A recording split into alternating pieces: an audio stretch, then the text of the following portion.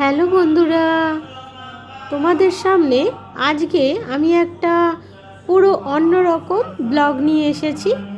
দেখো, এখানে অখণ্ড রামায়ণ পাঠ হচ্ছে। আর এই সব আধ্যাত্মিক জিনিস সহজে সবার কপালে তো জোটে না। তো জাস্ট গত 19শে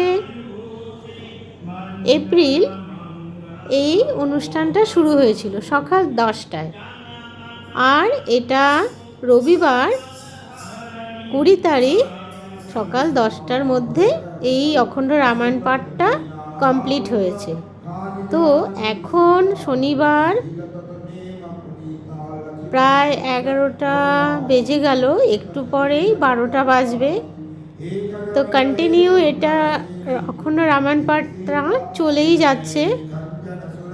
আর এখানে আমিও ইনভলভ হয়েছিলাম। আর এখানে আমি অখণ্ড রামায়ণ পাঠটা পড়েওছি। আর এখন প্রায় রাত্রি 2টো বেজে গেছে, এই পাঠ কন্টিনিউ চলছে।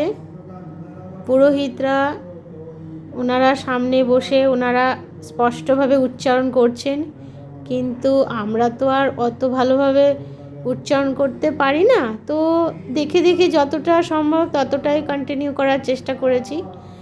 আর এই জাগরণটা যে কি ভালো লেগেছে করে, তো সেটা তোমাদের আমি বোঝাতে পারবো না, এটা মনের পুরো ব্যাপার।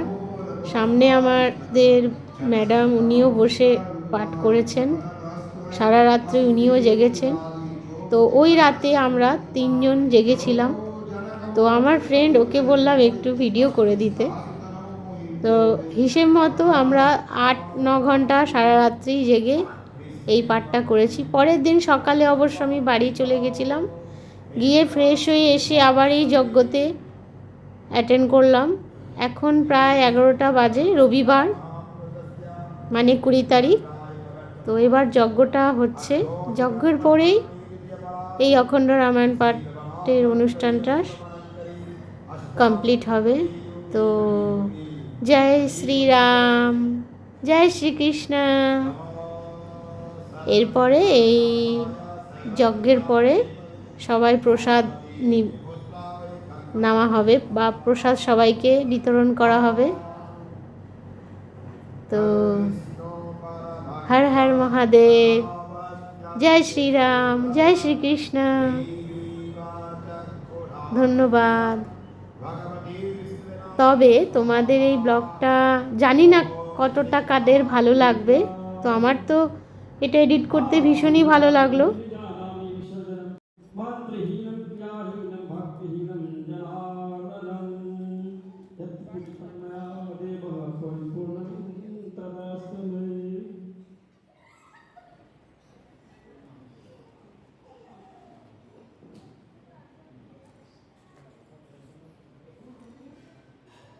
अर्थन धर्म न काम रुचि गति न चाहु निर्माण जन्म जन्म रखि राम पल